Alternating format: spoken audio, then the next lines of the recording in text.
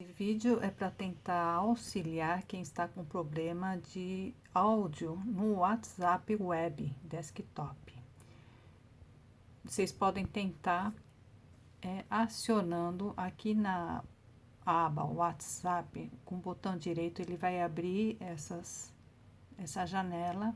Se ele estiver com a opção desativado, clicar para que ative essa opção no WhatsApp. Espero poder ajudá-los dessa forma.